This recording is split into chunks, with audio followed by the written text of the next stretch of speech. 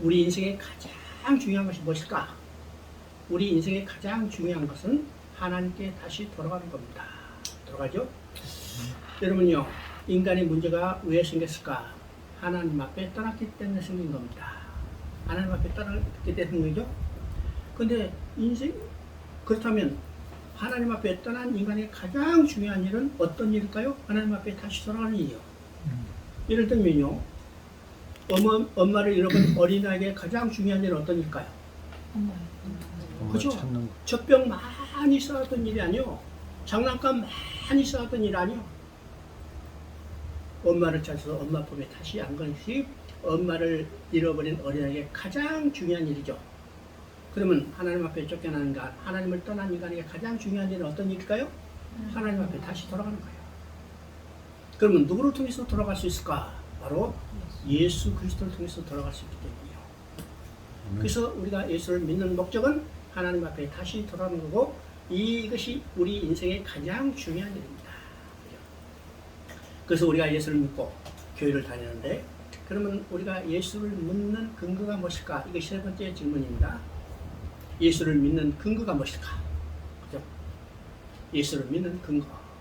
예수를 믿는 근거는 바로 우리가 가지고 있는 성경이죠.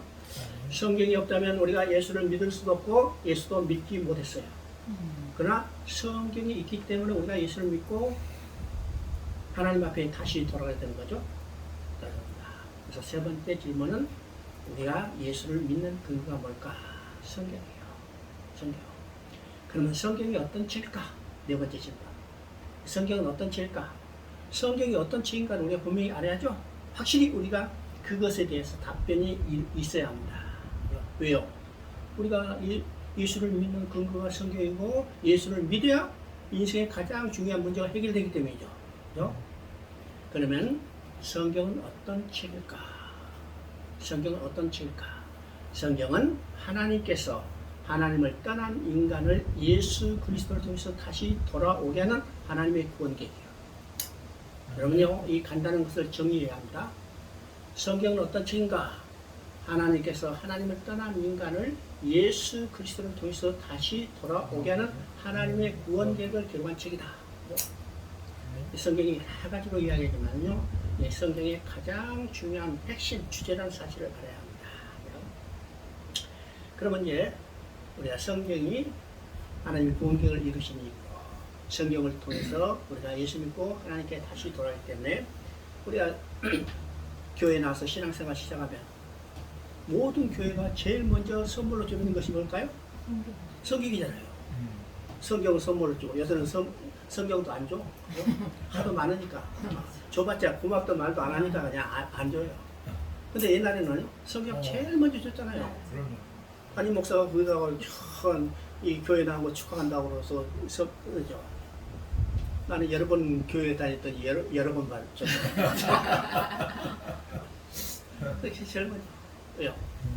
성경이 우리가 신앙생활의 근거고, 그것을 통해서 우리가 인생의 가장 문제가 해결하는 책이기 때문이에요. 그래서 교회에서 성경을 선물로 주고 교회에서 강조하는 것이 어떤 것일까요? 성경을 많이 읽으라는 거예요. 그죠?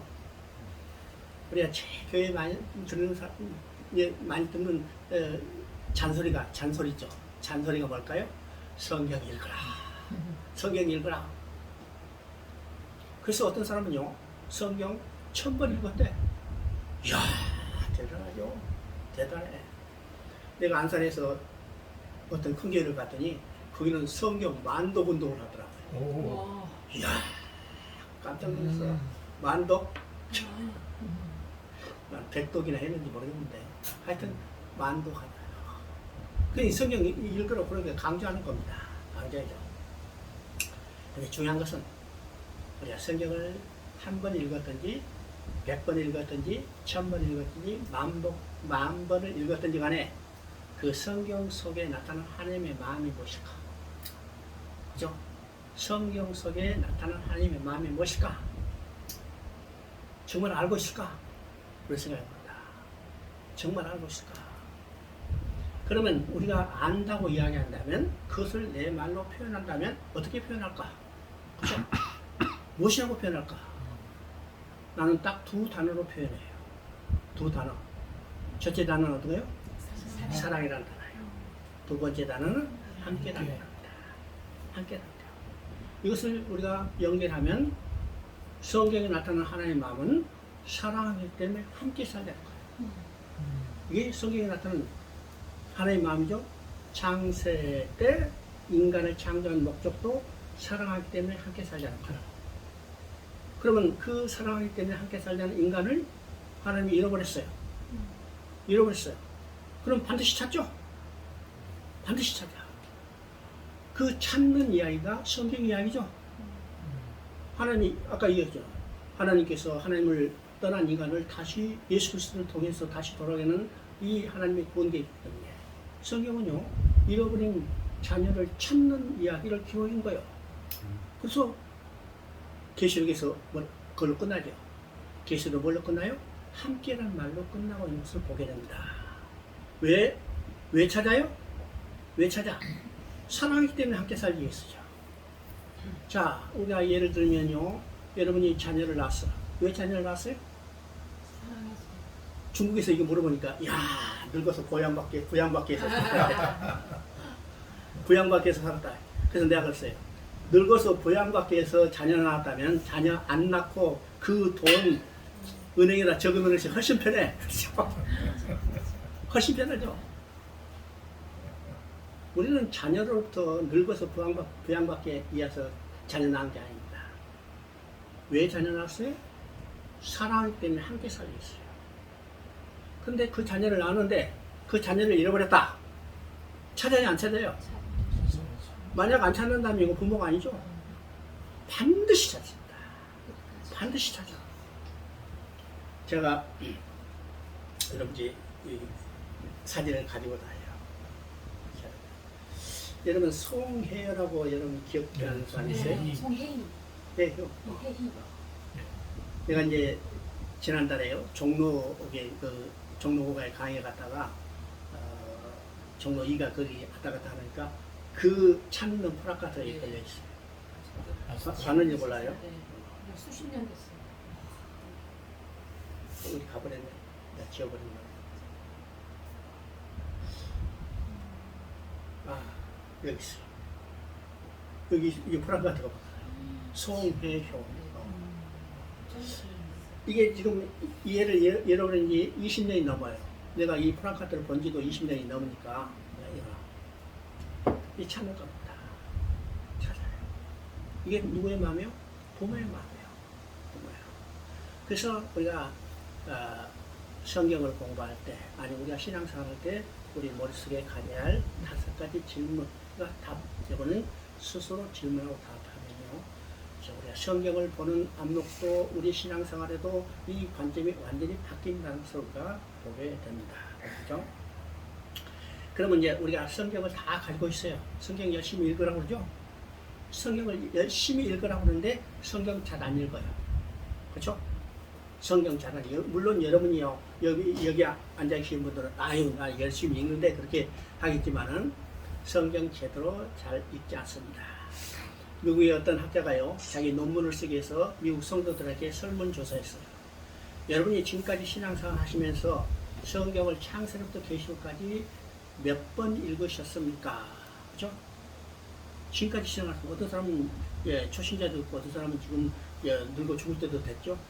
수십 년 신앙하셨는데, 여러분들 지금까지 신앙생활 하면서 성경을 창세로부터 계시록까지 다 통독해서 읽어본 적이 몇 번 있습니까? 그랬더니 95%가 창세부터 계시록까지 한 번도 읽어본 적이 없다.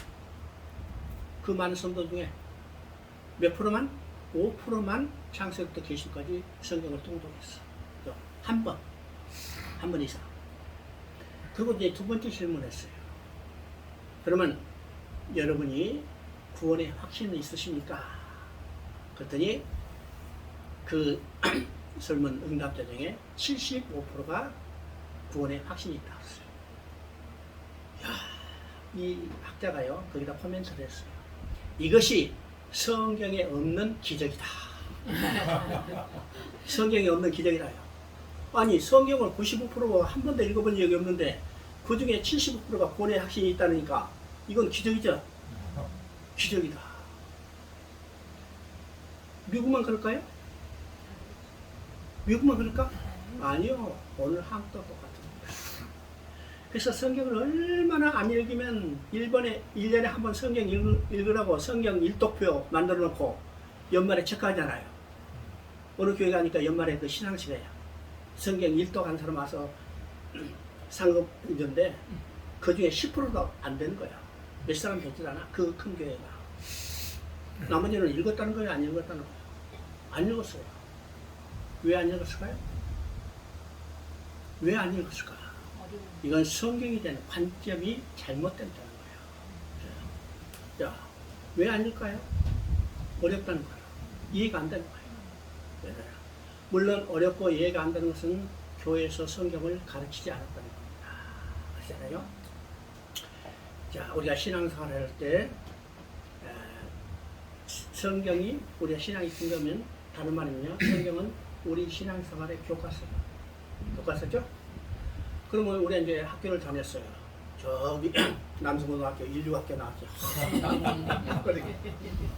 그러면요, 이제 그럼 우리가 초등학교, 중학교, 고등학교, 대학이 나오죠. 다 모든 학생들이 원하는 게 어떤 거요? 좋은 학교 가기를 해요. 부모도 좋은 학교 보내기를 지금 박 터지게 하고 있죠. 왜 좋은 학교로 가요? 우선 먼저 생각은 왜 그 많은 돈과 많은 노력과 많은 시간을 허비하면서 16년이나 학교를 다녀야 할까? 다 교과서 있잖아요. 교과서 있는데 교과서만 보면 안 되기 때문에 학교를 보낸 겁니다. 학교를 보내요. 그럼 어느 학교 가요? 좋은 학교 보내죠. 왜 좋은 학교일까? 좋은 학교는 건물이 좋아서 좋은 학교가 아니잖아요. 학생 수가 많아서 좋은 학교가 아니잖아요. 어느 학교가 좋은 학교인가? 잘 가르치는 선생이 있는 학교가 좋은 학교입니다. 좋은 학교죠? 교과서를 다 똑같이 가지고 있지만 그 교과서를 잘 가르치는 선생이 있는 학교를 좋은 학교라고 하고 그 학교에 다니기를 원하는 겁니다. 맞죠? 이것을 교회도 적용하면 성경이라는 교과서가 있으면 교회에서 이 교과서를 제대로 가르쳐야 해요. 가르쳐줘야 이해가 되고 그 삶에 적용이 되는 거죠. 근데 오늘 솔직히 말해서 교회에서 성경을 얼마나 열심히 가르치고 있을까요? 그죠? 저는요, 30살에 이제 교회 다니기 시작해서 아까 이야기해요. 53살에 이제 신학교 들어갈 때까지 성경을 교회에서 한 번도 배워본 적이 없어요. 놀라운 이야기죠? 그리고 집사 노릇 잘했어. 심지어 주일학교 선생까지 잘했어. 지금 생각하면요, 내가 다른 일을 다 용서받는다 하더라도 하나님 앞에 가서 너 주일학교 10년 생활하는 것은 정말 하나님께 꾸짖는 말이에요. 왜요? 성경을 알지 못하고 그 어린 학생들을 가르쳤다는 게 얼마나 큰 무서운 죄일까요? 그죠? 오늘 이 현실입니다. 그러면 우리가 성경을 읽지 않는다. 성경을 관점을 달리해야 합니다. 지금까지 교회에서 성경에 대한 관점이 세 가지 관점이 있습니다. 아시죠? 첫째는 성경은 도덕적 윤리적인 관점이에요. 그죠? 십계명이 대표적으로 나오죠. 뭐 부모를 공경하라, 살인하지 말라, 거짓말하지 마라. 이게 하니까 이야, 도덕적 윤리적이구나. 이것은 사서구경에도 나오고 다른 이 종교도 다 나와. 이 도덕적 윤리적이다. 이게 도덕적 윤리적이라면 재밌어요, 재미없어요? 여러분요, 학교 다닐 때 도덕윤리 배우고 그 다음에 어디서 다 치워버렸죠? 왜요? 재미없어요. 두 번째는 하나님이 무엇을 하라 말라 하는 명령을 모아는 법률책, 율법적 생각이에요. 율법적 재미있어요, 없어요? 법률책 재미있어서 법률책을 사다가 그들 읽는 사람이 있어요? 거의 안 해요. 법률책 누가 읽으냐? 공무원 시험 준비하는 사람들, 또 법을 집행하는 사람들, 판검사라지죠. 일반 사람들은 안 읽어요. 왜? 재미없으니까. 재미없으니까. 세 번째는 철학책으로 생각하는 겁니다. 철학책. 철학책 재밌어요? 재미없어요? 여기 철학과 나온 사람 있어요? 철학과 다니는 사람 외에는요, 철학책 재미없어요. 재미없어요. 어떤 책이 재밌을까요? 소설책. 그죠? 소설책 재밌잖아요. 그래서 소설책은 밤새면서 읽어.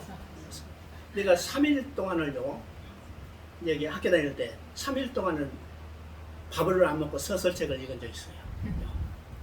참 재밌다. 그 중에 어느 소설책이 더 재밌어요? 연애 소설이 더 재밌잖아요. 그죠? 연애 소설. 성경은요, 연애 편지요. 그죠? 연애 편지 재밌어요? 재미없어요? 재밌어요. 쉬워요? 어려워요? 쉬워요. 연애 편지 재밌다는 사람, 여기 어렵다는 사람 하나도 없잖아요. 그래서 연애 편지 받고 어려워서 사전 찾아놓고 찾아보는 이 사람이 있어요? 없잖아요. 연애 편지 받자마자 봉투 딱 들어가 처음부터 쫙 훑어가는 거예요. 그리고 어떻게 해요? 그걸로 끝나는 게 아니라 그 다음까지 계속 끄집어내는 거예요. 왜요? 재밌으니까. 성경은 연애 편지입니다. 성경. 그러면 연애 편지가 아무리 많다 하더라도 연애 편지를 쫙 짜면 한마디요. 어떤 말? 사랑해. 내가 너를 사랑한다는 말이에요. 그럼 성경은 누가 누구에게 보낸 연애 편지요? 하나님이 나에게 보낸 연애 편지요. 그러면 하나님이 나에게 보낸 연애 편지이기 때문에 성경을 한마디로 말하면 하나님이 나를 사랑한다는 이야기죠. 하나님이 나를 사랑한다는 이야기예요. 그래서 신구약 전 요약하면 하나님이 너를 사랑한다. 그래서 말라기 1장 2절에 거기에 중요한 말입니다. 내가 너희를 사랑하노니. 그죠? 구약의 마지막으로 지금 하나님이 이스라엘 백성을 향해서 내가 너희를 사랑하노니. 그럼 신약에서는 어디 나와요? 요한복음 3장 16절. 하나님이 세상을 이처럼 사랑하라. 이 세상은요, 모든 세상의 민족 다 이야기하지만은 아주 결정적으로 누구냐? 나입니다. 하나님이 나를 사랑한다. 이 성경 전체에 나타나는 말이죠. 하나님이 나를 사랑한다. 이것이 성경입니다. 성경. 그래서 성경은 연애편이다. 연애편이라고 관점이 바뀌면 성경이 재밌을까요? 재미없을까요? 그렇죠? 아직도 어렵다면 여기 관점이 안 바뀐 거죠. 두 번째 성경은 어떤 책일까? 성경은 양육일기입니다. 양육일기. 여러분요, 양육일기가 어려울까요? 쉬울까요? 부모가 양육일기를 기록할 때 암호로 기록했을까요? 암호로 기록했을까요? 철학적으로 기록했을까요? 아니요. 그냥 일상적으로 일어난 용어로 그대로 기록했을 뿐입니다. 그죠? 자, 어떤 사람이 부모가 돌아가셔서 이제 유품을 다 정리하다가 그 유품 속에 낡은 책이 하나 딱 보여요. 그래서 그것을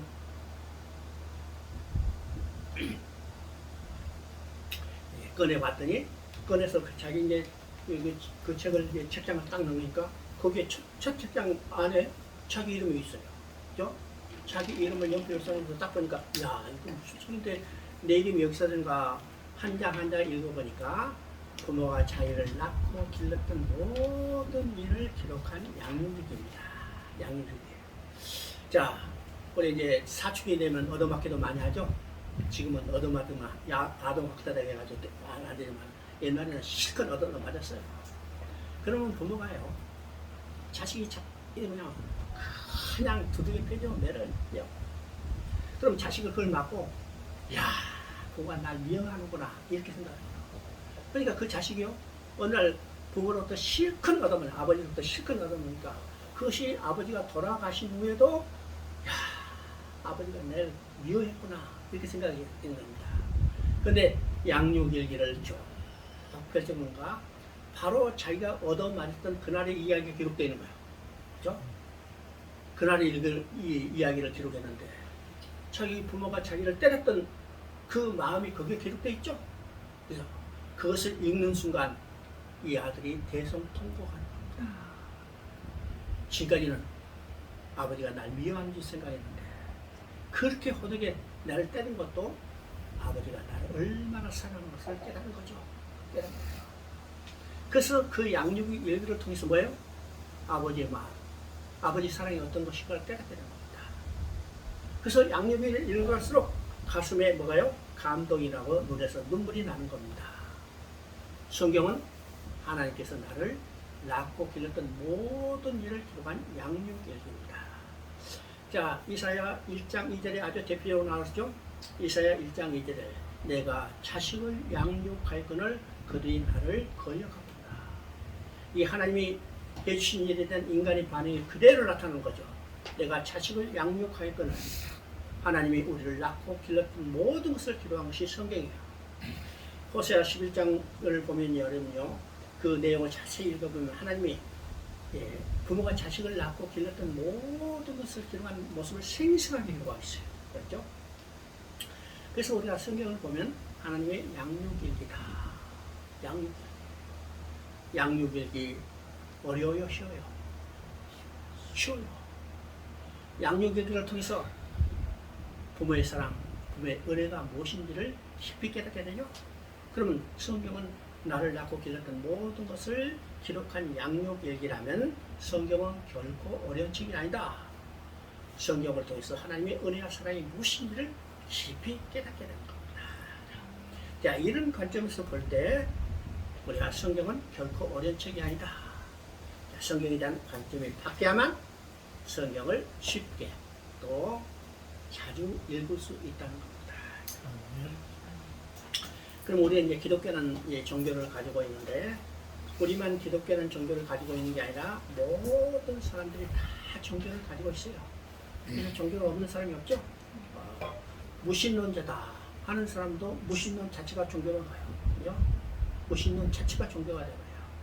그래서 모든 사람들이 다 종교를 가지고 있는데 그러면 우리가 가지고 있는 기독교와 다른 사람이 가지고 있는 다른 종교가 어떻게 다른가? 우리가 이 차이를 알아야 해요. 오늘 내가 이제 지하철 타보면서 도올 김용욱이 예수가 어떤 사람인가의 이야기를 해요. 그래요. 나는 그 사람이 헷갈려가지고 엉터리 이야기한 거 자주 하지만은 그래도 이제 지하철에서 시간이 있으니까 들어왔더니 야, 내가 3분이 있다가 도저히 들을 수 없어서 없어요. 차라리 그 시간 내가 차는 게 낫겠다 생각해요. 그러니까 엉터리 가지고 이야기해요. 그 모르는 사람들 거의 이야기하죠. 내가 누구한테 그 돌이 강의한가 봤더니 절에 가서 중들 먹어놓고 강의하더라고. 아, 그 사람들한테는 이 말이 말도 몰라. 근데 잘못된 것은 그 사람이 그걸 받아들인다는 것이 문제가 됐죠. 그래요. 하여튼 모든 사람들이 다 종교를 가지고 있어요. 그러면 우리가 가지고 있는 기독교야 다른 사람이 가지고 있는 종교가 어떻게 다른가를 알아야 합니다. 종교가 다 똑같다면요, 우리 복음 전할 필요도 없죠.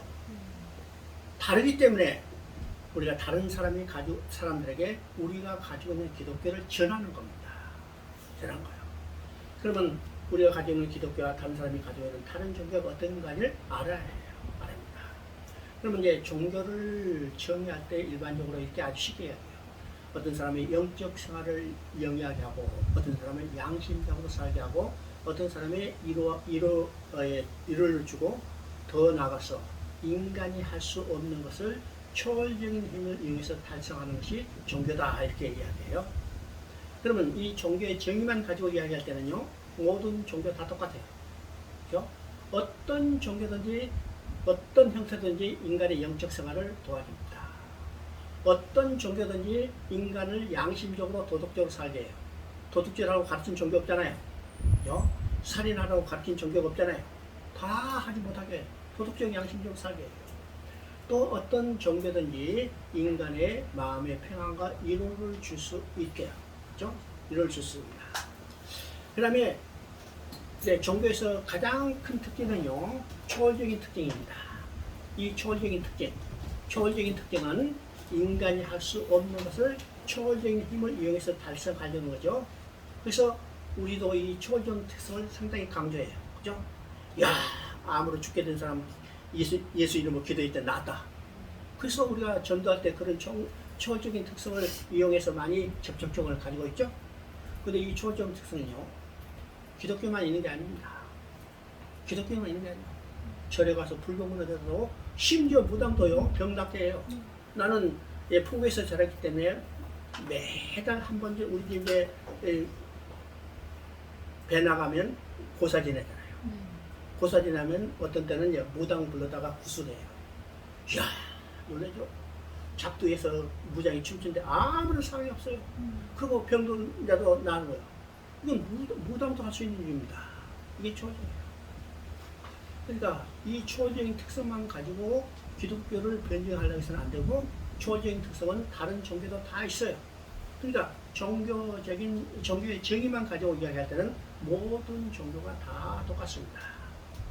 그러면 우리가 가지고 있는 기독교와 다른 사람들이 가지고 있는 다른 종교가 어떻게 다를까? 이건 주도권이 누구에 있느냐예요. 주도권이 누구냐. 자, 인간 중심의 종교는 인간 자신의 주도권이 있습니다. 이 말은요, 인간이 자신이 달성하는 목표를 정하고 이것을 달성하기 위한 계획도 인간이 수립하지만은 인간이 유한한 존재이기 때문에 자신이 설정한 목표도 스스로 달성할 수 없어서 초월적인 힘을 이용해서 달성하려고 하는 것이 인간 중심의 종교입니다. 여러분, 불교도 이슬람교도 다른 모든 종교, 심지어 이단들도 다 이 범죄에 속해요. 그죠? 그러나 기독교는 누구에게 주도권이 있냐면 하나님의 주도권이 있습니다. 네. 하나님 주도권이 있어요. 그래서 하나님 자신이 하나님의 도달하고자 하는 목표를 설정하시고 이 목표를 성취하기 위한 계획도 하나님이 수립하시고 또 이 모든 것을 누가 달성하는가? 하나님이 스스로 달성하는 거예요. 인간은 그게 할 수 있는 일이 뭘까요? 하나님 해가 하시는데 인간은 순종해 가는 겁니다. 순종해 가는 거. 그러면 인간이 하나님이 하신 일을 순종하기 위해서는 하나님 계획과 목적을 알아야죠. 알아야 해요. 그런데 인간은 근본적으로 하나님 계획과 목적을 알 수 없어요. 왜일까요? 유한한 인간이 무한하신 하나님의 계획과 목적을 알 수 없죠. 우리 한국말에 쓰죠. 자식이 부모 마음 모른다 하죠. 유한한 인간이 하나님 무한하신 하나님의 마음과 뜻과 계획을 알 수 없어요. 그러나 알 수 있어요. 알 수 있어. 어떻게 알 수 있을까요? 하나님이 자신의 계획과 목적을 우리에게 알려주시면 알 수 있죠? 알려주시면 알 수 있어요. 이 알려주시는 것을 우리가 다른 말로 하면 계시라고 합니다. 계시라고 하죠? 그러면 하나님의 계획과 목적, 그 목적을 성취하는 방법과 모든 노력을 기록하는 것. 다시 말해 그것이 뭐냐면 바로 성경이에요. 성경이죠? 그래서 하나님이 자신의 계획과 목적을 알려주는 것이 계시고 그것을 기록하는 것이 성경이요. 성경이요. 그러면 우리 신앙생활은요, 성경을 근거로 해서 신앙생활이기 때문에 기독교를 어떤 종교로 하나? 계시의 종교라고 합니다. 계시 종교. 다른 종교는 깨달음의 종교, 행함의 종교인데 기독교는 깨달음이 아니고 행함이 아니고 계시의 종교입니다. 계시의 종교. 우리 이제 종교를 다른 면에서 구분해 보면 또 이제 어떤 면으로 구분할 수 있을까? 자, 고등 종교, 하등 종교로 구분해 볼 수 있어요. 고등 종교, 하등 종교 이런 것들은요, 뭐 그 신학 책에 나오지 않은 겁니다. 신학 책에 나오지 않은 거. 그러면 하등 종교와 고등 종교를 어떻게 구분할까? 경제를 근거로 신앙하는 종교를 우리가 고등 종교라고 해요. 그리고 기독교는요, 성경이라는 경전이 있죠. 불교도 많은 경전이 있고, 이슬람교도 코란이라는 경전이 있고, 심지어 몰몬교도 경전이 있고, 통일교도 원리 강론이라는 경전이 있고, 여러 가지 경전이 있죠. 이런 것들을 경전을 근거로 해서 신앙생활하는 근거를 우리가 고등 종교라고 합니다. 그러면 하등 종교는 어떤 것일까? 하등 종교는 경전이 없이 역사 속에서 관습적으로 해오는 신앙 활동을 우리가 하등 종교라고 합니다. 이게 무속 신앙들이죠. 무속 신앙들. 자, 이 무속 신앙들, 그러니까 이런 경전이 없이 우리 역사 속에서 관습적으로 해오는 신앙 활동이 우리의 삶 속에서 얼마나 깊이 뿌리 박고 있는 것을 우리가 알아야 합니다. 우리가 이제 예수 믿고 교회 다닌다 하지만은 그냥 관습적으로 무의식적으로 그게 나오는 경우들이 많아요. 그죠? 많이 나옵니다. 용어 자체도 그렇게 있는 것들이 많이 있기 때문에. 그래서 지금 경전이 없이 역사 속에서 관습적으로 내려오는 신앙 활동, 이것을 하동 종교라고 합니다. 하동 종교. 그러면 많은 종교들이 경전을 근거로 해서 신앙생활을 하기 때문에, 그러면 다른 종교와 기독교가 어떻게 다를까? 이 경전의 내용부터 다릅니다. 경전의 내용. 그러면 다른 종교가 가지고 있는 경전은 어떤 것일까? 다른 종교가 가지고 있는 경전은 인간의 이성 활동에 의해서 기록된 철학적인 산물입니다. 철학적이요? 그래서 그 내용이 아무리 심오하다 하더라도 인간의 이성의 한계를 벗어날 수 없죠? 불교 여러분이 공부해보면 정말로 그 내면이 신비합니다. 저도 여기 기독교 이제 교회 다니기 전에 불교에서 심취했어요. 반야신경은 다 외우고 다녔어요. 지금 다 잊어버렸지만. 황성수라는 동국대학교 유명한 교수 밑에서 반야신경을 내가 몇 달 동안 공부하고 있어요. 깊죠? 근데 지금 생각하면요, 다 인간이 머릿속에 있으니까요. 머릿속에요. 그래서 다른 종교가 가지고 있는요, 인간의 이성 활동에 기록된 거기 때문에 이것은 절대로 역사성이 없습니다. 역사성이죠. 그런데 기독교는 인간의 이성 활동에서 기록된 게 아니라 하나님께서 일하심을 역사적인 사건을 통해서 기록해서 오늘 우리에게 보여준 책이기 때문에 기독교 경전은 역사적인 기록입니다. 역사적인 기록. 이것이 다른 종교와 기독교가 다른 거예요. 그래서 우리 기독교는요, 기독교의 성경은 철저히 역사적인 근거가 있죠. 역사성이 있습니다. 역사성이. 그러면 우리가 가지고 있는 이 성경이 하나님의 일하심을 역사적인 사건을 통해서 기록해서 오늘 우리에게 보여준 책이기 때문에 성경은 역사적인 기록입니다. 성경이 역사적인 기록이죠. 그러면 성경이 역사적인 기록이기 때문에 우리가 성경을 읽을 때, 성경을 연구할 때 성경을 보는 눈은, 다른 말해서 성경을 볼 때 가져야 할 역사 인식이 있어요. 그죠? 역사관. 이 역사관을 여러분이 정리해야만 성경을 올바로 우리가 이해할 수 있습니다. 그죠? 자, 성경을 볼 때 가져야 할 역사관, 이건 이제 세 가지입니다. 첫째 우리가 가져야 할 역사관은 성경의 역사의 주인은 하나님이시고 철저히 하나님이 주권적으로 역사를 이루어가는 것이 성경을 통해서 성경을 읽을 때 가져야 할 첫 번째 역사관입니다. 우리 이제 창세기 1장 1절 보죠. 태초에 하나님이 천지를 창조하시니라. 이건 간단한 말이지만요, 하나님이 누구이신가에 대한 일체 언급이 없고 하나님이 무슨 일을 하셨는가에 대한 선포예요. 그러면 창세기 1장 1절을 통해서요, 바로 이 한마디 속에 역사의 주체자가 누군가, 주권자가 누구인가를 선포하고 있습니다. 그렇죠?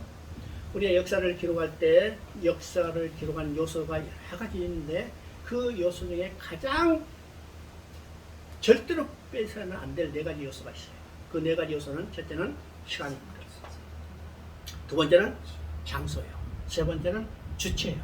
네 번째는 어떤 사건이 일어나는 겁니다. 이것이 역사를 기록해서 가장 중요한, 절대로 빠져서 안 될 네 가지 요소죠. 그게 그 사건이 일어난 동기가 무엇일까? 그 사건을 통해서 받아야 할 교훈이 무엇인가? 이것은 역사학자들의 평가입니다. 역사학자죠? 그래서 역사학자들의 평가는 여러 가지로 나눌 수 있어요. 그죠? 동기가 무엇인가? 그래서 역사관들이 다 다르잖아요. 근데 우리가 지금 창세기 1장 1절을 해서 역사 기록 중에 가장 중요한 네 가지 요소가 그대로 다 있어요. 첫째는 시간적 요소죠. 시간적 요소는 태초입니다. 두 번째는 공간적 요소, 뭘까요? 천지예요. 세 번째 주체가 누굴까? 바로 하나님이에요. 네 번째 어떤 사건이 일어나는가? 창조의 사건이 일어났죠? 그러면 이 주체가 누구예요? 하나님이에요. 그러면 역사의 시작은요, 시간과 장소에서 일어난 하나의 사건이죠? 누가 주체인가? 하나님 주체인 거예요. 그래서 성경은 하나님의 역사의 주인이고 하나님의 모든 성경은 하나님의 주도권을 가지고 이루어 가신다는 사실을 선포하고 시작되는 겁니다. 정하시죠? 뿐만 아니라 우리가 구원 계획을 이루시는 것도 하나님이 주권적으로 이루어 가신 거예요. 우리가 구원 계획의 시발점은 어딘가? 창세기 3장 15절, 창세기 3장 21절이에요. 거기서 주체가 누구예요? 내가 하리라. 내가 가죽옷을 지어 입히시다. 누가? 하나님께서요. 그리고 이 모든 역사를 마감하고 성취하는 것은 누가 했냐? 바로 계시록 21장 6절에 다 이뤘다고 써요. 다 이뤘다. 누가 이뤘을까요? 21장 5절 보니까 보좌에 앉으시니라. 보좌에 앉으신 누구요? 곧 하나님이에요. 하나님이 모든 것을 다 이뤘다고 선포하고 성경은 마감되는 거죠. 그러니까 역사의 주인은 누군가? 곧 하나님이시라고 합니다. 자, 이것을 우리가 좀 더 깊이 알아야 합니다. 그러면 구원의 역사만 하나님의 주도권을 가지고 있은가? 아닙니다. 오늘 세상에 일어난 모든 역사, 모든 환경의 주도권도 누가 가지고 계신가? 하나님이라는 사실입니다. 자, 우리가 성경을 보면요. 성경을 보면 하나님의 구원의 역사를 기록한 거죠.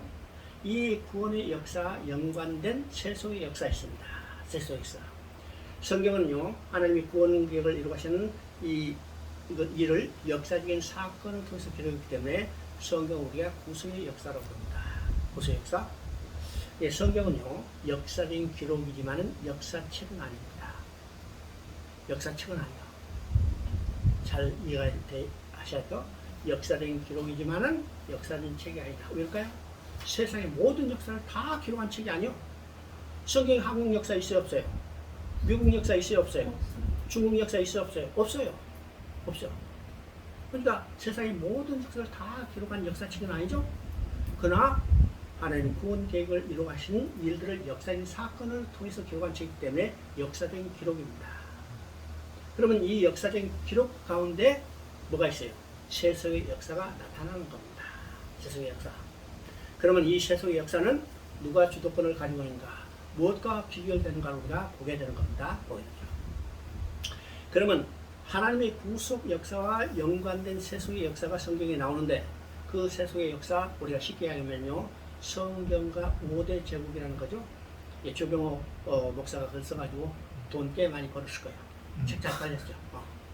그렇죠? 그래서 성경과 5대 제국이에요. 5대 제국. 그러면 5대 제국이 어떤가요? 첫 번째 애굽입니다. 두 번째 아수르, 세 번째 바벨론, 네 번째 바사, 다섯 번째 로마입니다. 이게 성경에 나오는 이 세속의 역사죠. 이제 무슨 다른 나라도 나이지만 하여튼 세속의 역사예요. 그러면 이 5개 제국, 5대 제국, 성경에 나오는 5대 제국은요, 이 나라가 존재할 때는 세계를 지배하는 강대국이에요. 오늘 미국과 같은 존재. 이런 강대국이 있습니다. 그러면 이 강대국 역사가 누구의 주권에 있는가를 우리가 보게 됩니다. 첫 번째 애굽이라는 나라죠. 애굽이라는 나라. 애굽은요 성경에서 첫 번째 나라는 강대제국인데 이 애굽이 누구의 주권에 있는가? 누구예요? 자, 애굽은 어떤 용도로 사용됐어요? 하나님이 이스라엘 백성을 큰 민족으로 성장시킨 하나의 도구로 사용됐어요. 자, 창세기에서 하나님은요 32장에서 야곱을 이스라엘을 바꿔주셨죠. 그것은 이미 아브라함이 주신 약속을 성취하는 겁니다. 내가 너로 큰 나라를 이루고 큰 민족을 이루고 그 민족 이루기 위해서 야곱을 이제는 야곱이라 부르지 말라. 이제는 이스라엘이라. 그래서 야곱은요 이스라엘 민족의 국가의 조상이 됐죠. 그래서 70년밖에 되지 않은 이 이스라엘을 큰 민족으로 성장시키기 위해서 하나님이 야곱을 애굽에 내려보냅니다. 내려가기를 두려워하지 말라. 내가 너로 거기서 큰 민족을 이루고 내가 반드시 다시 돌아오게 하리라. 그렇죠? 애굽에 내려본 목적이 뭘까요? 이스라엘 백성을 성장시키게 합니다. 민족을 성장시켜서 언제까지?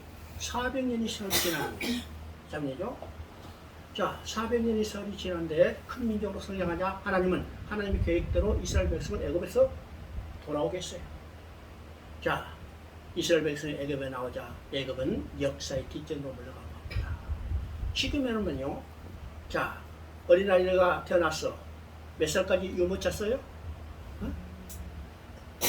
몇 살까지? 아주 늦게까지 쓴다 해도 5살까지 유모차 쓴다 하면 유치원에 들어가면 유모차 필요 있어요, 없어요? 없어요. 야, 유모차 태워가지고 유치원 보내? 안 보내잖아요. 언제까지? 어린이집 갈 때까지. 바로 애굽은요, 이 유모차와 같이 이스라엘 백성을 민족을 성장시키는 도구로 사용됐어요. 그렇죠? 그 다음에 이제 애굽에서 건져내서 하나님이 이스라엘 백성과 언약을 맺었습니다. 내 명령을 준행하면 나는 너희 하나님이 되고 너희는 내 백성이 되리라. 그래서 이 백성들이 다 하나님을 명령을 준행하였습니다. 하나님이 백성이 됐죠? 하나님이 백성이 됐기 때문에 하나님은 백성이 지켜야 할 율법을 주신 겁니다. 율법을 주시죠? 이스라엘 백성이 율법을 지켰어요? 안 지켰어요? 율법을 안 지키잖아요. 첫 계명부터 안 지킨 겁니다. 나에는 다른 신을 섬기지 마라. 그런데 이스라엘 백성은 하나님 따라서 우상을 숭배했어. 이스라엘 백성이 멸망하는 근본적인 원인은요, 우상 숭배 때문입니다. 첫 계명부터 지키지 않은 거예요. 그러면 율법을 지키지 않으면 하나님이 야 오냐 잘해라 그렇게 여기 칭찬해 줄까요? 두들겨 패는 겁니다. 두들겨 패요. 이게 징계죠.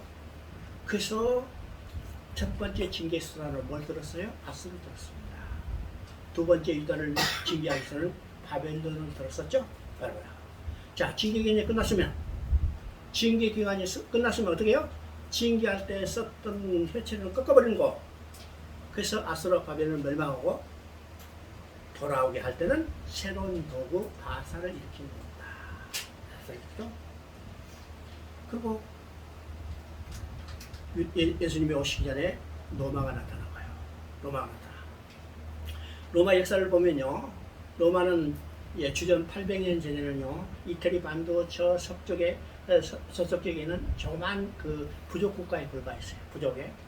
근데 이거 70년 정도가 됐으니까, 자, 이태리 반도를 다 통일했습니다. 그리고 결정적으로, 자, 우리가 잘 아는 이 줄리어스 시자라가 나타나서, 우리요, 성경에는 아우구스토라는 사람이죠. 이 줄리어스 시자가 나와서 전 지중해 일련을 다 통일했습니다. 통일했죠? 자, 이것이 63년인데, 그리고 예수님이 오셨어요. 그러면 그 간에 뭐가 있어요? 복음이 성취됐기 때문에 이 복음이 땅끝까지 전파돼야죠. 그래서 로마로 하여금 지중해 전 지역을 통일하게 하시고, 무엇을 했냐면 로마가 지중해 전 지역을 통일하고 세 가지 중요한 사업을 일으킨 겁니다. 첫째 사업은 교통망을 잘 발달시킨 겁니다. 왜 그랬을까? 로마는 근본적으로요, 자기 산업을 가지고 먹고 산 나라가 아니라 외국을 정복해서 그 나라의 물자를 수탈하고 백성을 노예로 끌어와서 노예를 부리며 살았던 나라예요. 그러면 매번 전쟁해야 하니까 군사가 이동해야죠. 또 전쟁할 때는 노예에서 끌고 오려면 교통이 발달해야죠. 그래서 로마가 지중해를 점령하고 제일 먼저 한 일이 바로 이 교통망을 잘 발달시킨 거예요. 두 번째 로마가 한 일이 뭐가? 지금 수많은 나라 국가들이 있기 때문에 다 행정 절차가 복잡해요. 소위 말해서 요새만은 비자가 있으면 국경을 넘어가듯이 다 그때는 다 그런 식이었으니까 힘들잖아요. 행정을 가자 비자 다 없애버려라. 그죠? 쉽게 말하면 이런 식으로 행정 절차를 아주 간사하게 했습니다. 법률을 정부하고. 세 번째는 중요한 것은 언어를 통일시키는 겁니다. 언어를 시켜. 제가 중국에 선교할 때 가장 모택동이 잘한 일이 뭘까? 그죠? 그건 중국 언어를 표준하고 보통화로 표준하는 거예요. 그러니까 쉽잖아요. 근데 로마가 지중해 전 지역을 점령하고 세 번째 한 일은 언어를 통일한 겁니다. 그래서 수많은 민족의 각 언어가 다른 것을 세계 공용어로 만들었죠. 첫째는 히브리어, 두 번째는 헬라어, 세 번째는 라틴어, 로마입니다. 지금 빌라도가 예수님의 제패를 쓸 때 뭘로 썼어요? 이 세 언어로 썼잖아요. 세 언어로. 세 언어로 유대인의 왕으로 썼다는 것은 어떤 의미일까? 예수님은 만왕의 왕이라는 것을 그 빌라도가 새 언어를 가지고 죄패를 쓴 것을 통해서 보여줍니다. 그죠? 로마를 통해서 이제 이 세 가지. 그리고 예수님이 오셔서 복음이 성취됐죠? 이 복음이 땅끝 전파되어서 하나님은 로마를 들어서 이미 모든 준비를 갖추게 하신 겁니다. 아시겠죠? 그러면 성경에 나오는 이 5대 제국은 무엇에 대해서 지금 하나님이 사용하고 계세요? 하나님의 구속 역사를 이루어가시는 도구에 불과하다는 겁니다. 그렇죠? 그러면 세상의 모든 역사도 누구의 주권이 있어요? 하나님께 주권이 있습니다. 하나님께 주권이 있어요. 그러니까 이 대한민국의 역사도 누구의 주권이 있어요? 하나님께 있어요. 미국의 역사도 누구에 있어요? 하나님께 있어요. 그럼 우리가 확실히 알 때 우리가 세상을 보는 눈이 달라지죠? 아무리 시끄럽고 뭐한다 하더라도 어떻게 하나님의 역사는 오늘도 이 세계 속에 역사하고 있다는 사실을 우리가 깨닫게 되는 겁니다. 그렇죠? 자, 두 번째 역사가는 하나님의 역사는 시작과 끝이 있다는 거예요. 끝이 있다는 거. 자, 시작과 끝이 있다는 것은 어떤 겁니까? 끝이 있다는 것은 도달할 목표가 있다는 겁니다. 제가 아침에 이제 안산에 출발해서 여기 지하철 탔어요. 목표가 없으면 어떨까요? 목표가 없으면 저 영문까지 갔을 거야. 근데 내가 목표가 있으니까 도농역에서 내려서 여기 들어와가지고 여기 만난 거죠. 분명한 목표가 있습니다. 도달할 목표가 끝이 있다는 거예요. 끝이 됩니다. 그럼 이제 우리가 역사관을 볼 때 세속의 역사를 보면요, 두 가지 역사관이 있습니다. 아주 대표적으로 여러 가지 복잡한 이야기지만 대표적으로 동양적 역사관과 서양적 역사관이요. 그럼 동양적 역사관 우리가 이제 쉽게 하면요, 순환적 역사관으로 그러죠. 그래서 이 순환적 역사관 때문에 불교에서 힌두교에서는 윤회 사상이 나오는 겁니다. 그렇죠? 자, 이 쉽게 말하면요, 1년에 동서 여기 준하추동이 계속 반복돼요. 2023년도 준하추동, 2024년도 준하추동, 계속 이전부터 준하추동 반복됐어요.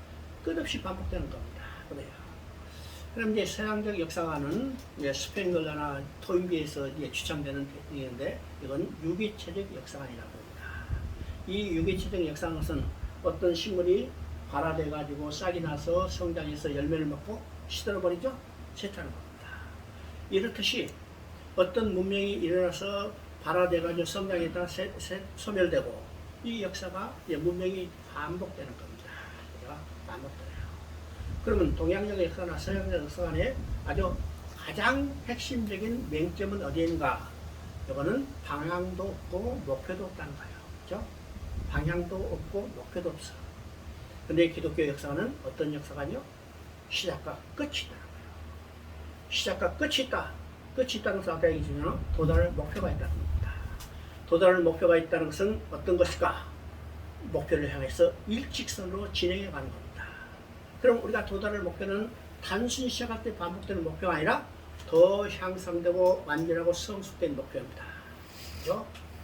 그래서 우리가 태어날 때보다 더 완전한 데는 뭔가? 하나님과 영원히 하나님을 영광을 바라보고 지나가는 사람을 누리게 되는 것을 향해서 진행해 가는 겁니다. 우리 소망이에요. 우리의 신앙의 목표입니다. 목표죠? 그래서 기독교의 역사가는 방향과 시작과 끝이 있다는 겁니다. 그죠? 그래서 우리 이제 나중에 얘기하는 계시록 21장 6절에 다 이뤘다고 선언하죠? 다 이뤘다고 선언하는데 그게 뭐라고 써요? 나는 알파 오메가 처음이고 마지막이라. 창세 때 시작하신 하나님께서 알파로 시작했죠? 다 이뤘다고 선언했기 때문에 오메가가 된 겁니다. 마지막이 된 거예요. 이것은 분명한 목표가 있고 목표를 완성했다는 것을 선언하는 겁니다. 그러죠? 자, 세 번째 역사관은 하나님의 자신의 계획과 목적은 반드시 성취하시고 끝내신다는 겁니다. 다시 얘기합니다. 하나님 자신의 목적과 계획을 반드시 성취하시고 끝내실 거예요. 자, 이 말을 다르면요, 하나님의 계획은 절대로 실패할 일이 없다는 거예요. 하나님 자신의 계획과 목적을요, 중단하거나 포기하거나 변경하지 않고 반드시 완성하시고 끝내시는데, 완성되지 않으면 끝내지 않으십니다. 완성하시고 끝내신 거예요. 자, 이것이 우리의 신앙의 확신입니다. 구원의 확신입니다. 하나님이 나를 구원하시려고 계획했다면 이 일은 절대로 실패하는 일이 없어요.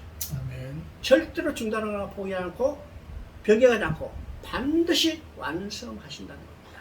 자, 이것이 기독교 역사의 세 번째입니다. 세 번째죠. 그래서 계시록 21장 5절 6절 한번 읽어봅니다. 보좌에 앉으시니가 이르시되 보라 내가 만물을 새롭게 하늘을 하시고 또 이르시되 이 말은 신실하고 참되니 기록하라 하시고 또 내게 말씀하시되 이로도다 나는 알파 오메가요 처음의 마지막이라. 바로 보좌에 앉으시니 그건 누구예요? 하나님이 주권적으로 모든 일을 이뤄가시는 겁니다. 그렇죠? 그리고 다 이뤘다.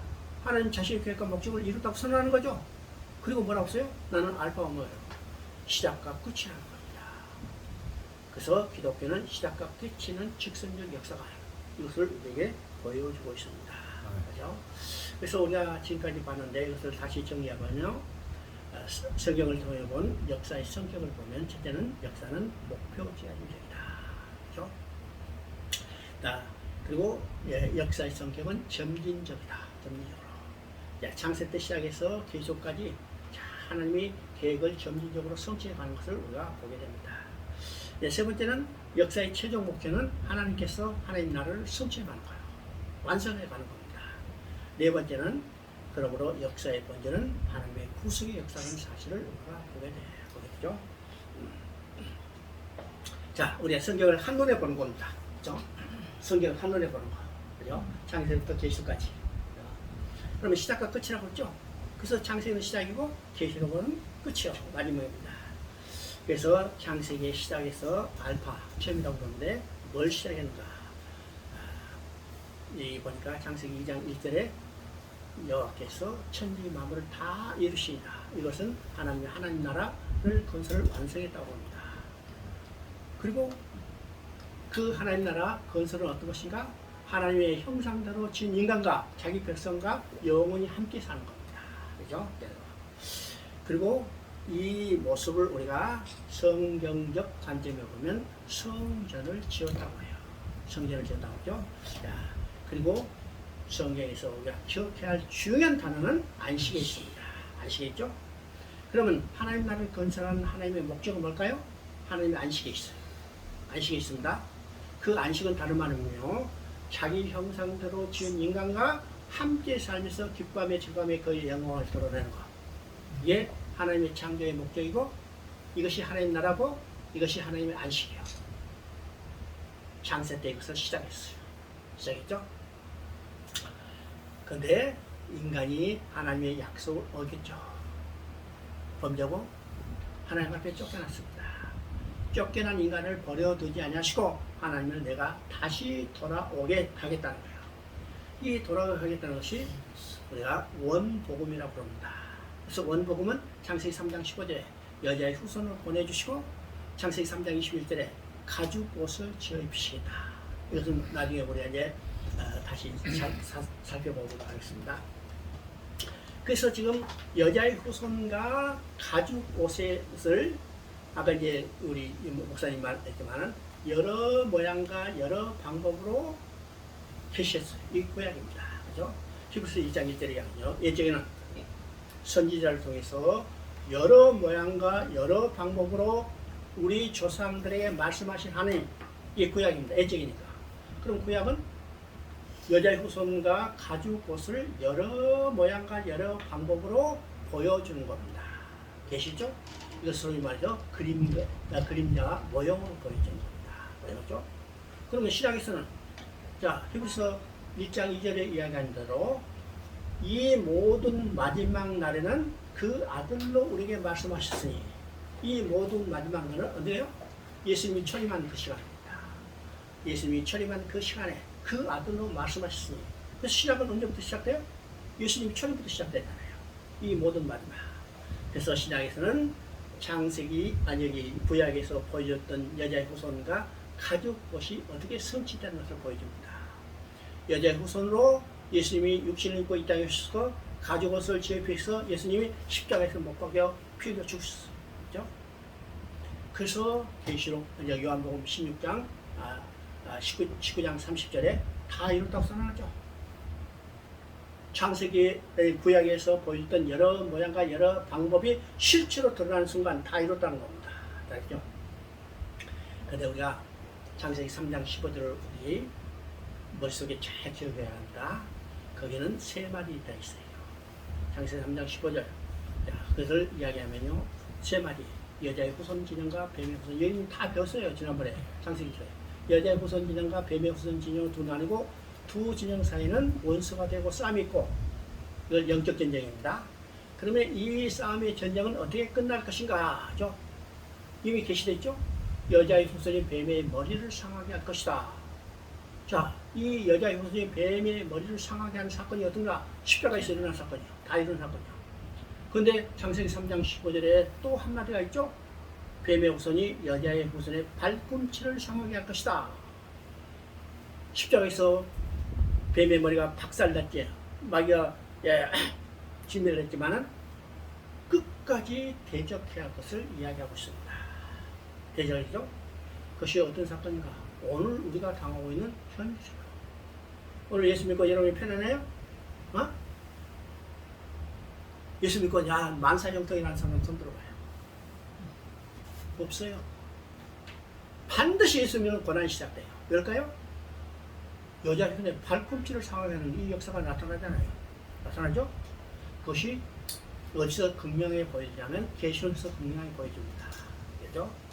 자, 그래서 이 사건이 다 끝난 후에 마지막에요 여자의 후손은 발꿈치를 상하게 하는 이 사단의 세력도 완전히 계시록 16장 17절에 7번째 대접이 쏟아지는 순간 다 진멸되죠. 그래서 다 이렇다고 선언합니다.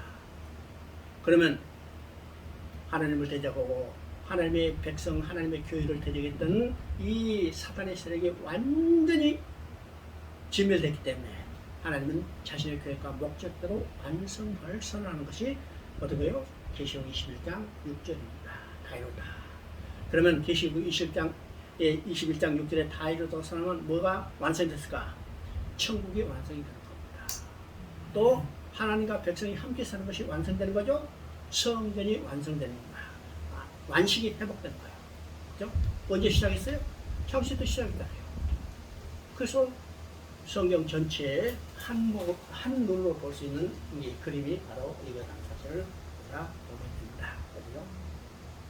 근데 이제 성경 전체를 우리가 머릿속에 지도를 보듯이 정리가 돼야만 성경을 세우고 들어가도 길을 잃지 않고 헤매지 않고 우리가 올바로 뚫고 나갈 수 있는 힘이 생길 거예요.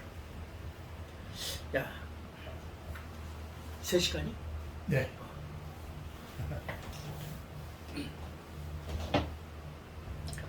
성경 우리가 잘 봤지. 성경은 역사적인 기록이라고 씁니다. 그죠? 그러니까 한 시대에 한 사람에서 기록된 게 아니라 역사적인 기록이기 때문에 오랜 장시간이 걸리면서 우리가 보게 되죠. 그래서 성경은 어느 때부터 기록됐는가? 바로 모세가 성경을 기록할 때 언제 출애굽 시대입니다. 이 출애굽 시대는 주전 1500년 시대죠. 모세가 성경을 기록하고 성경이 마지막 기록된 데는 우리가 잘 아는 바지 요한계시록. 요한계시록은 학자들이 이야기해요. 95년. 그러니까 100년이죠. 그러면 1500년, 주전 1500년부터 시작해서 주후 100년까지 그 기간이 전부 몇 년이냐면 1600년 동안이에요. 1600년 동안. 그래서 아까 얘기했죠. 다른 종교가 가지는 경전과 다른 점이 바로 여기 있습니다. 다른 종교가 가지는 경전은요, 어느 특정한 시대, 특정한 사람의 이성에 의해서 기록된 철학적인 산물이지만은 성경은 1600년 동안 하나님의 하신 일을 그때 시대마다 그때 사람을 불러서 하나님이 성령으로 감동해서 하나님의 하신 일을 기록하기 때문에 1600년 동안 몇 명이야? 40명의 제자에서 기록되어 있습니다. 이렇게 되죠? 그러면 우리가 가지고 있는 성경이 전부 몇 권일까? 우리가 가지고 있는 성경이 몇 권일까요? 66권. 네? 66권. 66권. 맞는 말이에요. 그래서 구약 39권, 신약 27권에서 66권이라죠. 자, 여러분요, 어느 신학교나 어느 이제 교회에서 성경 기재가 돼야 할 때는 물어보면 66권으로 써야 돼요. 그죠? 한 권으로 쓴다면 다 틀려요. 왜냐하면 그 출제자 의도가 성경이 몇 권이 할 때는 66권이라 쓰기를 바라는 거죠. 그런데 오늘부터 여러분요, 머릿속에 성경은 66권이 아니라 한 권이라고 해요. 한 권. 왜 이것이 중요할까? 왜 이것이 중요할까요? 66권으로 생각한다면 66개의 다른 주제를 가진 책들을 모아놓은 전지우라 생각해요. 지금까지 대부분의 성경을 해석할 때 이렇게 해석했어요. 연결이 안 돼. 연결이 안 돼. 내가 이제 중국에서 신학교를 하다가 한국에 있는 목사님들, 이제 이인환 목사 빼고 목사님 불러서 성경을 가르쳤어요. 그 중에는요, 성경으로 자기가 박사학위 받은 사람도 있고, 이렇게 에스라 성경대학원에서도 자기 전공했다는 사람들도 있어요. 그게 초청했어요. 근데 학생들이요, 딱 듣고, 아니, 우리는 이 관점에서 성경 아니까 목사님만 가르쳐 주세요. 딱 그러죠. 물론 그분들은 정말 열심히 연구하고 세부적으로 연구하고 잘 연구했어요. 근데 성경 전체 맥을 관통해서 보는 연결이 안 되는 겁니다. 왜일까? 66권을요, 어떤 다른 주제를 갖던 전집으로 하니까 다 흩어졌죠? 네. 그래서 오늘 성경은 66권이 아니라 한 권이다. 왜일까요? 성경은 한 개 주제이기 때문에. 한 개 주제. 그러면 이 한 개 주제는 어떤 주제일까? 아까 얘기했잖아요. 성경이 어떤 주제일까? 성경은 하나님을 떠난 인간을 예수 그리스도 통해서 다시 돌아오는 하나님의 구원 계획을 기록한 책이 성경이에요. 이게 한 개 주제입니다. 이 한 개 주제를 2장 66가로 나눠서 설명할 겁니다. 그러면 구약도 똑같은 주제, 신약도 똑같은 주제, 창세기도 똑같은 주제, 계시록도 똑같은 주제. 맞아요? 그래야 우리가 성경을 올바로 볼 수 있고 우리 신앙이 흐트러지지 않고 견고히 설 수 있게 되는 겁니다. 그렇죠? 성경의 주제는 뭘까? 성경의 주제는 잘 해보다 에베소 3장 8절 9절을 참 중요한 내용입니다. 에베소 3장 8절 9절은요, 바울이 로마 옥중에서 쓴 편지죠. 옥중에서 편지를 썼는데, 로마에서 2년 동안, 이태 동안 셋집에서 지금 있죠. 옥중에서 소위 연금 상태로 있으면서 자기에게 찾아온 사람들에게 성경을 가르쳤어요. 하나님의 나라와 그 시대에 관한 일을 거침없이 담대히 가르쳤더라. 정말 중요한 이야기죠. 네. 그리고 이제 바울에게 찾아온 사람이 얼마나 됐을까요? 얼마나 됐을까? 가끔 한 번씩 찾았을 거예요. 그죠? 가끔 한 번씩 찾았을 거예요. 그럼 그 사람들에게 계속해서 하나님 나라와 그 시대에 가는 것을 가르쳤어. 뭘 근거로 했어? 성경을 근거로 해서 가르쳤죠? 그리고 이제 바울이 생각합니다. 나머지는 하는 성경 연구도 하고 묵상을 하면서 하나님이 포행자고 핍박자는 나를 부르셔서 지금 로마까지 오게 하신 목적이 뭘까? 하나님의 은혜가 뭘까? 생각한 거예요. 하나님이 다메섹 도상에서 나를 부르신 것은 이방인을 위하여 택한 나의 그릇이다. 이방인에서 복음을 전하기 위해서 나를 왔구나. 그래서 비록 죄수의 몸이지만 하나님께서 이방을 전도해서 로마까지 보냈구나. 그래서 열심히 했어요. 언제까지? 순교하기까지 열심히 했죠. 또 하나 생각합니다. 이것이 이제 9절이요. 영원부터 만물을 창조하신 하나님 속에 감추는 비밀이 어떠한 것을 드러내게 하려고 했죠. 드러내게 해서 뭘 썼어요? 서신서를 쓴 겁니다. 그러면 그 서신서의 내용은 뭘까요?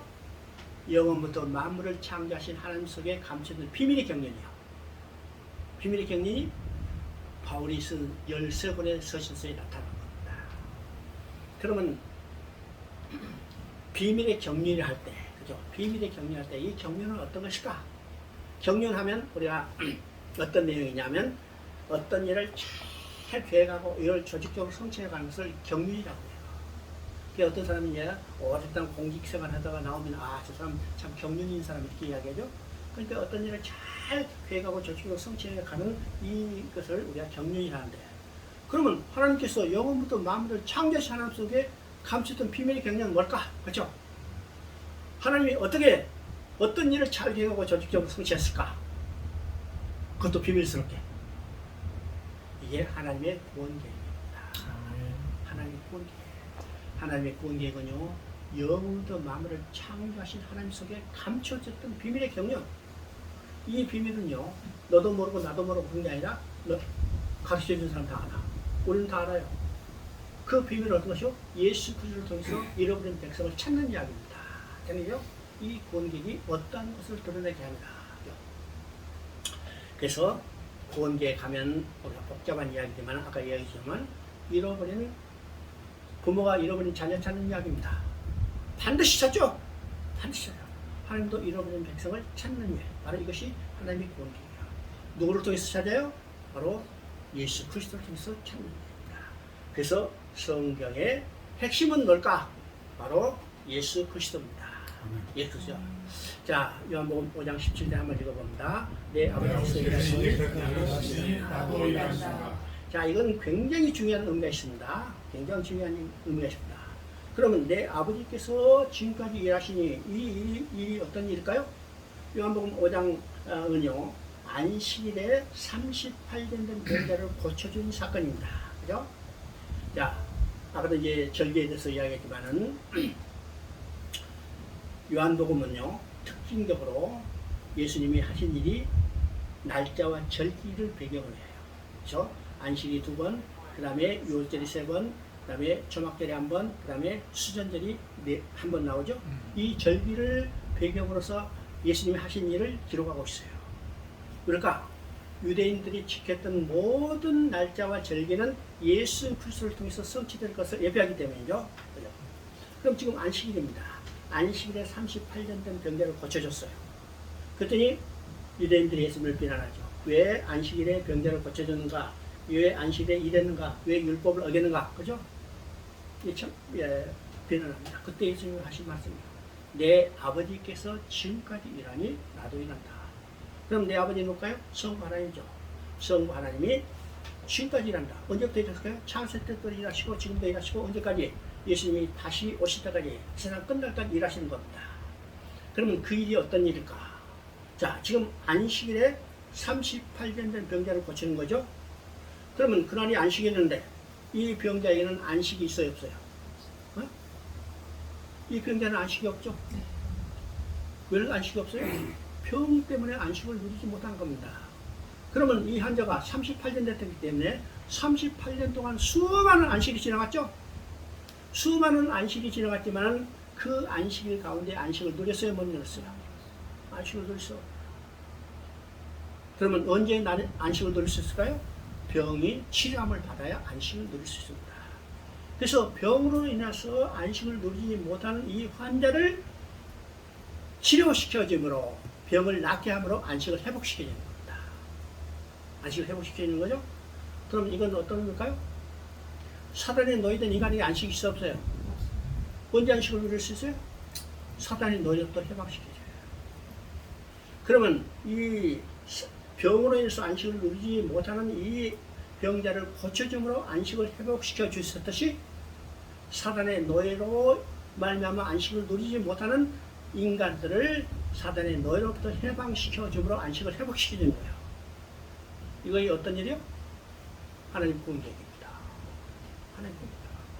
이 하나님의 구원계획, 이것을 언제부터? 창세 때부터 시작하시고 지금도 하시고 예수님이 다시 오실 때까지 세상 끝날까지 누구를 통해서 하신가? 나도 일한다. 예수 그리스도를 통해서 일하시는 겁니다.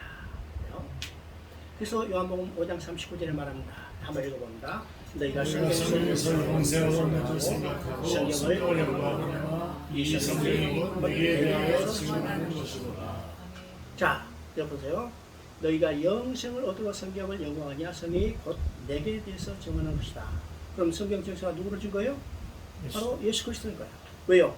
성경은 하나님이 잃어버린 백성을 찾는 구원계획을 성취해가는 하나님의 일을 기록한 거고, 그 구원계획은 누구를 통해서 성취해요? 예수 그리스도를 통해서 성취하기 때문에 성경이 누구를 통해서 성취한 건가? 바로 예수 그리스도입니다. 그래서 성경의 핵심은 예수 그리스도입니다. 그런데 여기서 중요한 것이죠. 너희가 영생을 얻어 성경을 연구하느냐. 그럼 이 성경은 구약 성경일까요? 신약 성경일까요? 구약 어? 그렇죠. 지금 예수님이 말씀하실 때는 신약이 기록되어 있어요? 기록되지 않았어요? 신약이 기록되지 않은 상태니까 예수님이 말하는 이 성경은 구약 성경입니다. 그러면 구약 성경에 예수라는 말이 나와요? 나오지 않아요? 그리스도라는 말이 나와요? 나오지 않아요? 구약 성경에 예수라는 말도 없고 그리스도라는 말도 없는데 구약 성경이 예수를 증언한대. 그럼 구약 성경이 예수를 어떻게 증언할까? 그건 히브리서 1장 2장에 나옵니다. 자, 히브리서 1장 1절을 보면 우리가 한번 읽었지만은 옛적의 선제를 통하여 여러 부분과 여러 모양으로 우리 조상들에게 말씀하신 하나님의 것입니다.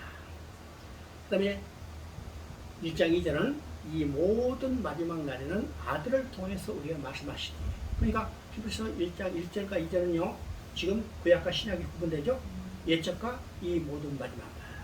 그러면 옛적은 발말은요, 여러 모양과 여러 방법을 통해서 누구를 증거할까요? 예수 그리스도를 증거할 겁니다. 그래서 그죠?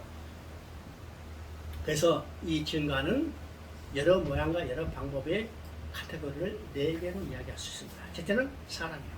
두 번째는 사건입니다. 세 번째는 모형이요. 네 번째는 예언입니다.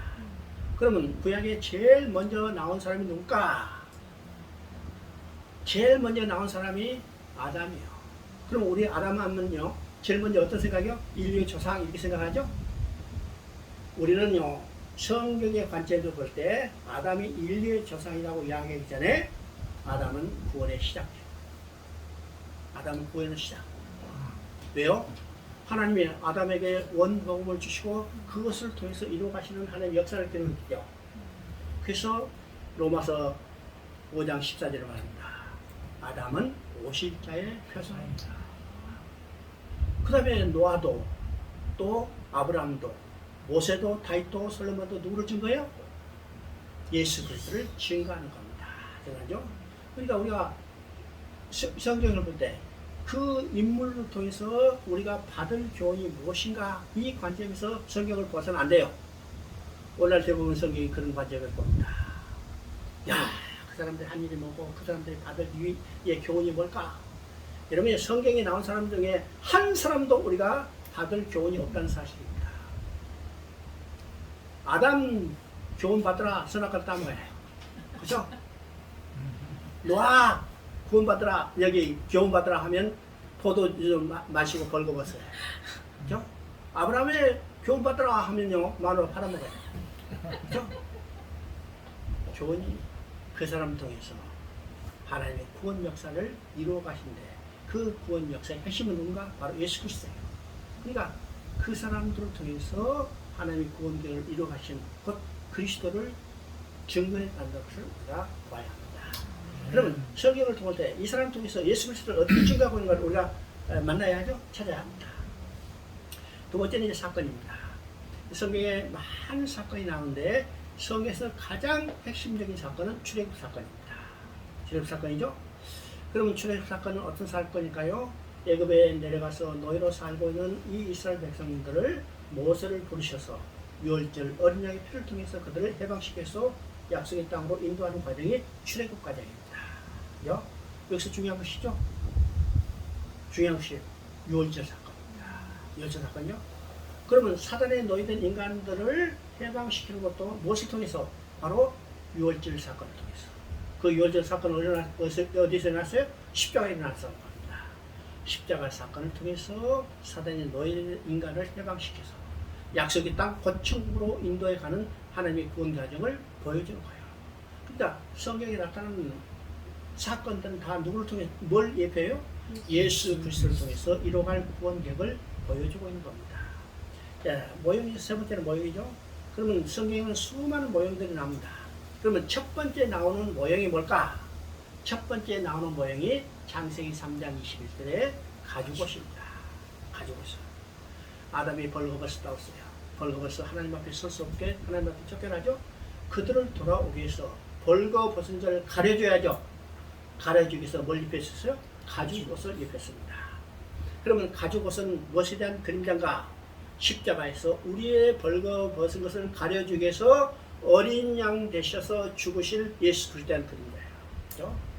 이게 모형입니다.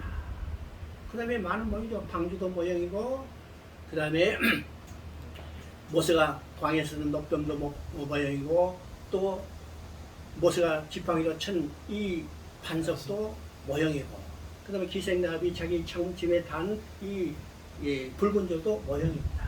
수많은 모형 속에서 누구를 증거해요? 예수 그리스도를 말합니다.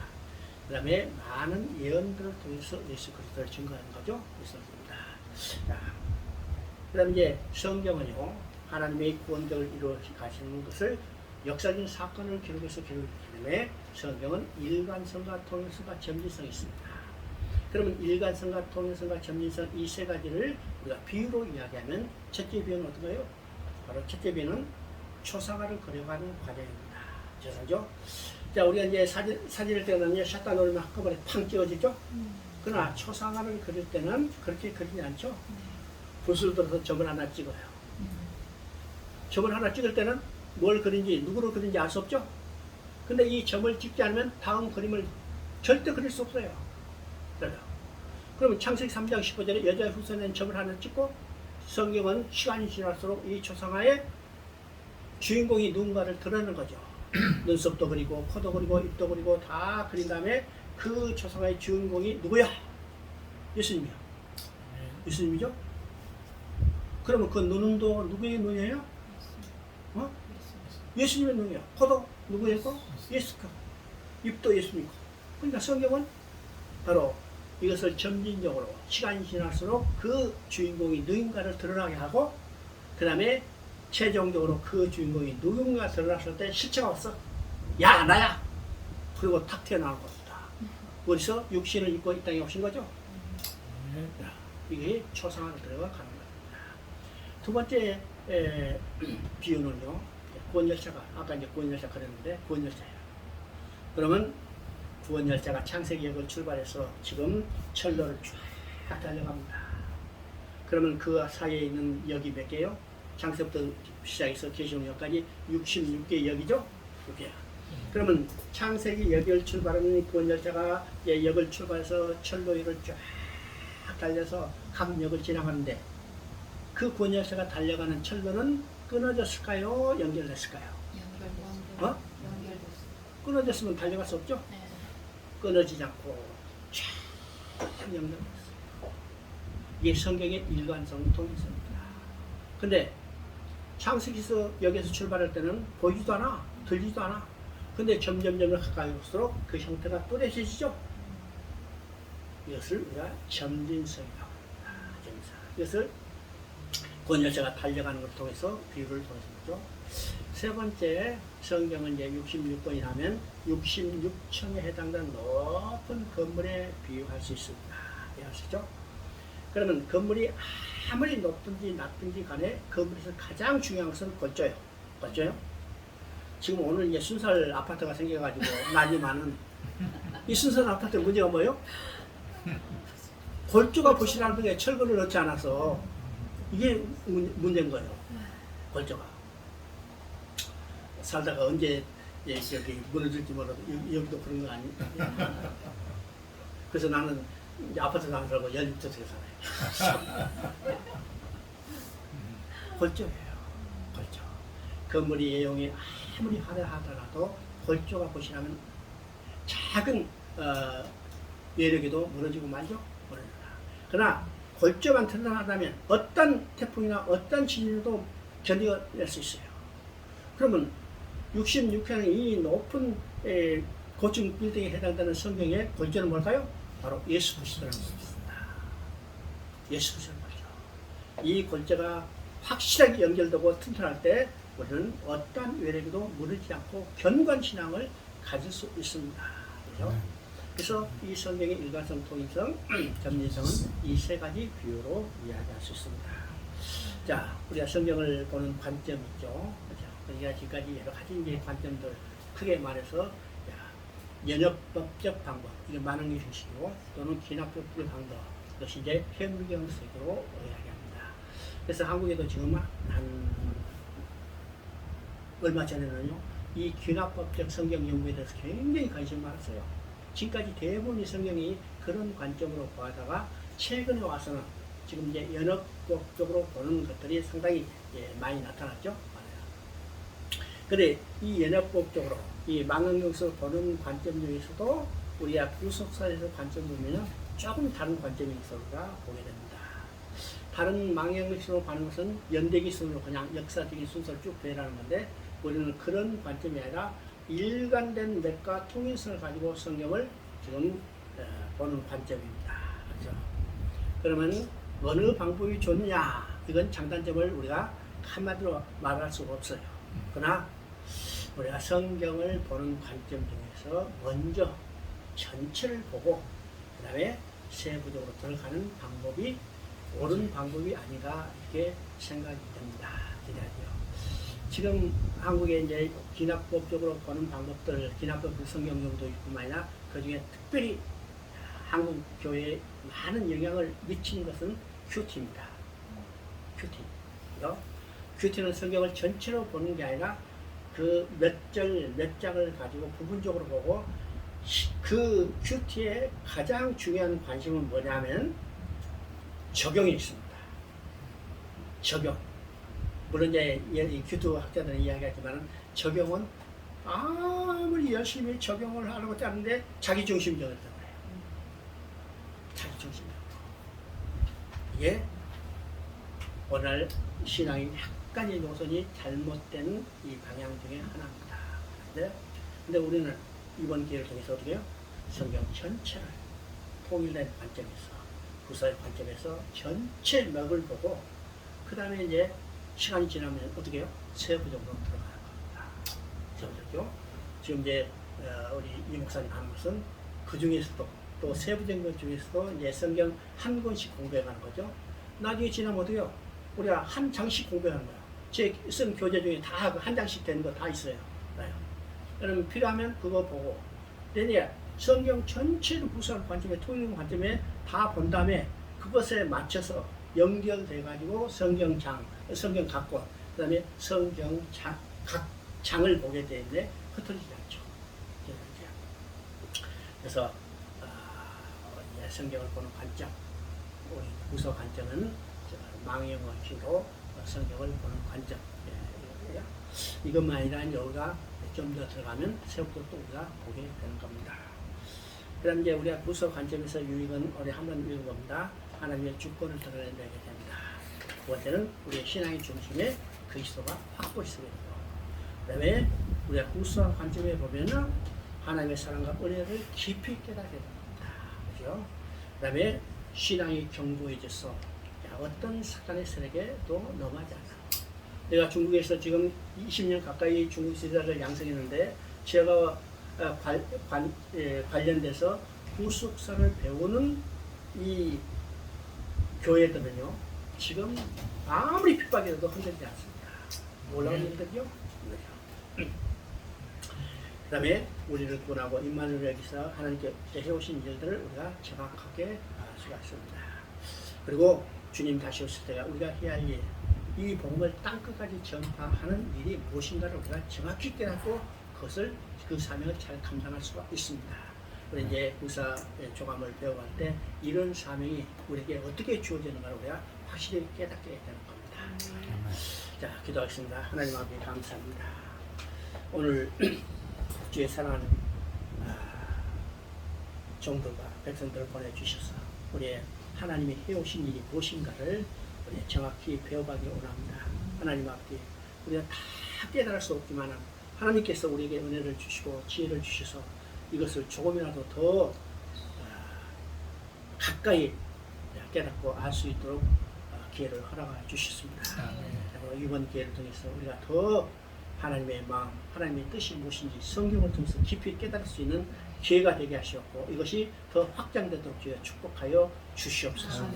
하나님 앞에 특별히 이 로드나무 교회를 축복하여 주셔서 이 자리에서 말씀 우리가 다시 새롭게 할 수 있도록 은혜를 베풀어 주셨습니다. 이 교회를 통해서 더 많은 역사가 나타나도록 축복하여 주시옵소서. 이 모든 말씀 우리 주 예수 그리스도 이름으로 드리옵나이다. 아멘.